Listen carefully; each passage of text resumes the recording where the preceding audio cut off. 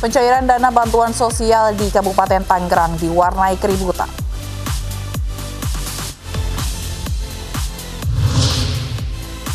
Komplotan penjamret babak belur dihakimi warga.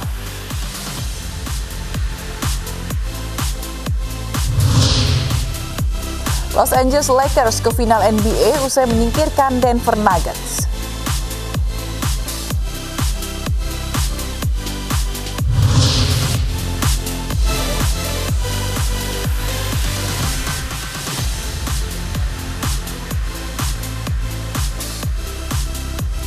Selamat malam pemirsa, persiapan terus dilakukan pemerintah untuk menampung pasien tanpa gejala COVID-19 di DKI Jakarta. Salah satunya adalah pembukaan Tower 8 Rumah Sakit Darurat COVID-19 Wisma Atlet Jakarta. Bersama saya Fazilah Khairunisa, inilah Ainis Malam selengkapnya.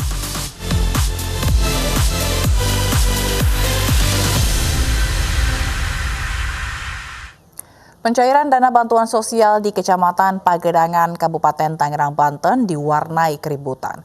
Warga yang tidak sabar ingin mendapatkan dana bantuan sebesar Rp300.000 saling serobot dan mengabaikan protokol kesehatan.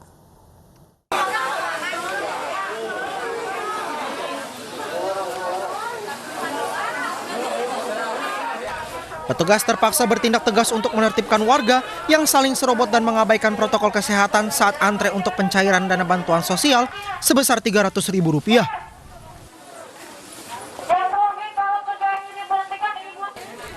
Proses pencairan bantuan sosial ini pun sempat dihentikan sementara karena petugas harus mengatur antrean agar warga menjaga jarak. Tercatat sebanyak 600 warga Desa Medang, Kecamatan Pagedangan, Tangerang, Banten yang mencairkan dana bantuan sosial dari Kementerian Sosial di tahap ke-6 ini. Sejumlah kalau ini 625, Pak. Pemakaman itu karena memang warga berkerumun, Pak? Ya begitu. Jadi nggak mau ngantri pelan-pelan gitu, Pak. Maunya berak-berak gitu. Tadi sempat dihentikan nggak, Pak, antrian, Pak?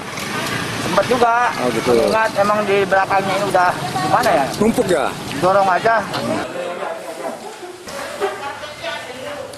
Pada pencairan dana bantuan sosial pada tahap ke-6 dari Kementerian Sosial, warga mendapatkan bantuan uang sebesar Rp300.000. Dari Kabupaten Tangerang, Banten, Aimarani, iNews melaporkan. Jenazah pelaku pungutan liar di Labuhan Batu Utara, Sumatera Utara yang tewas diduga dianiaya oknum polisi dimakamkan. Pihak keluarga akan menempuh jalur hukum akibat banyaknya luka yang ditemukan di tubuh korban.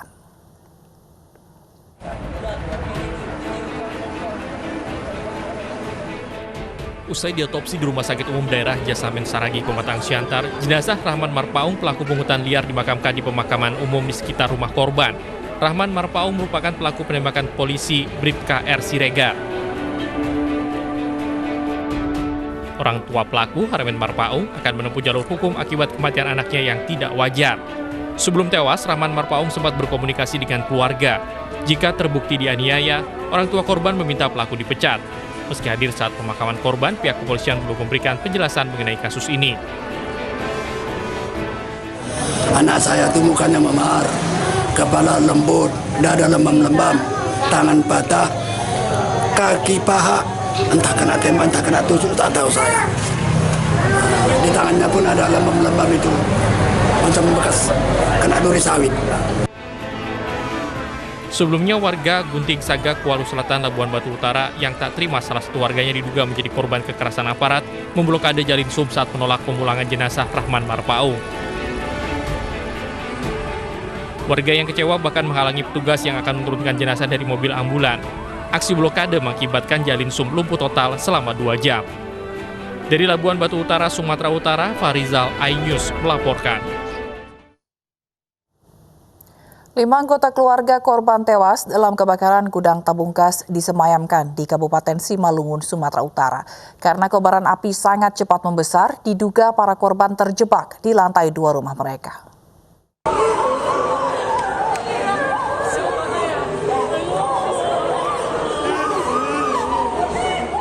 Keluarga korban histeris saat prosesi pesemayaman 5 korban tewas dalam kebakaran gudang LPG di Pematang Siantar, Sumatera Utara. 5 korban tewas adalah satu keluarga setelah rumahnya di Jalan Penyambungan Kelurahan Timbang Galung, Kecamatan Siantar Barat terbakar pada Sabtu malam. Satu keluarga yang tewas terdiri dari mertua, menantu, dan ketiga anaknya. 3 korban yaitu Clarissa 15 tahun, Kendrick 13 tahun, dan Kenjiro 8 tahun akan dikremasi di Rambung Merah, Kabupaten Simalungun. Sementara pemakaman korban Ameng 68 tahun dan Yanti 39 tahun masih menunggu keputusan dari keluarga. Diduga korban tidak bisa menyelamatkan diri dan terjebak di lantai 2 kediaman mereka. Polisi telah memasang garis polisi di lokasi kejadian dan akan segera melakukan olah tempat kejadian perkara untuk mengetahui penyebab pasti kebakaran. Kelima korban ditemukan tidak bernyawa di lantai 2 dan di kamar mandi rumah yang sekaligus menjadi tempat usaha gudang gas LPG. Para korban baru bisa dievakuasi setelah api berkobar selama 4 jam. Awal mulanya dentuman pertama gas bocor, baru dentuman kedua api nyambar, terus korban dia langsung buka pintu keluarkan mobil. Kalau menantu sama anaknya dia seloteng, terjebak. Itu terjebak ya? Berapa orang, Bang? Yang terjebak 4 orang. 4 orang ya? Ya, menantu sama anaknya 3. Kemudian udah ditemukan jam berapa tadi malam? Ditemukan sekitar jam setengah 12, jam 12 gitu. Kebakaran gudang gas LPG sekaligus rumah tinggal ini terjadi pada Sabtu malam sekitar pukul 19.45 waktu Indonesia Barat. Titik api baru bisa dipastikan padam pada pukul 23.00 waktu Indonesia Barat. Kobaran api sangat besar dan menghanguskan gudang penyimpanan tabung gas ini. Bahkan api juga merembet dan membakar sejumlah rumah yang berada di sekitar gudang penyimpanan gas. Dari Pematang Siantar, Sumatera Utara, Dharma Setiawan, iNews melaporkan. Nekat merampas tas seorang wanita, komplotan penjamret babak belur dihakimi warga di Jalan Kota Baru, Gambir, Jakarta Pusat siang tadi. Mereka bahkan sempat diceburkan ke dalam selokan sebelum akhirnya dievakuasi polisi.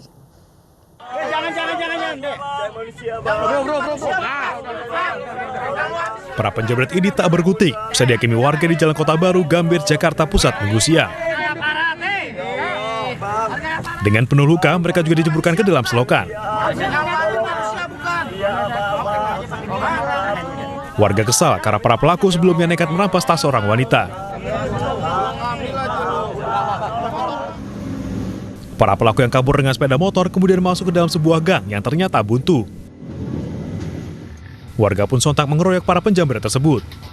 Awal pertama penjambretan memang pas lagi belokan Jalan Sukadana, Kota Baru, wanita itu nangis dan teriak jambret. Akhirnya warga mengatakan itu jambret, dengan suara kencang jambret. Sang pelaku akhirnya belok ke arah gang yang nantinya buntu. Lalu dikepung dengan massa sehingga dibawa ke pos RW lalu ditaruh di got itu sehingga kerumunan massa itu jadi seperti itu.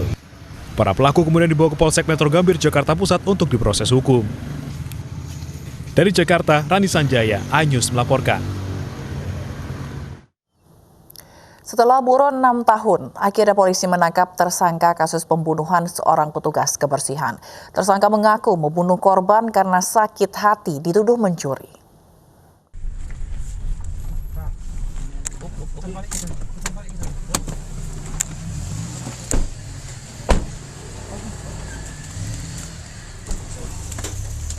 Tim khusus anti bandit 308 Polresta Bandar Lampung menangkap tersangka pembunuhan di kawasan Pekon Ampai, Teluk Betung Timur, Bandar Lampung.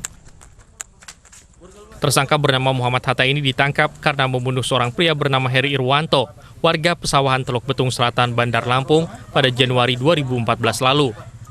Hatta kemudian kabur bersama kakaknya Sunandi yang kini masih buron ke wilayah Waituba, Waikanan, Lampung selama 6 tahun. Heri Irwanto tewas dibunuh oleh Hatta usai pulang kerja sebagai petugas kebersihan. Tersangka mengaku sakit hati karena dituduh mencuri oleh korban. Motifnya adalah karena pelaku yang merasa tersinggung dituduh mencuri, kemudian pelaku yang memang bersaudara, adik kakak, menghampiri si korban, kemudian melakukan penusukan dan pembacokan kepada korban sehingga meninggal dunia. Atas perbuatannya, tersangka kini ditahan di Mapolresta Bandar Lampung dan terancam hukuman pidana minimal 20 tahun penjara. Dari Bandar Lampung, Andres Afandi, iNews melaporkan.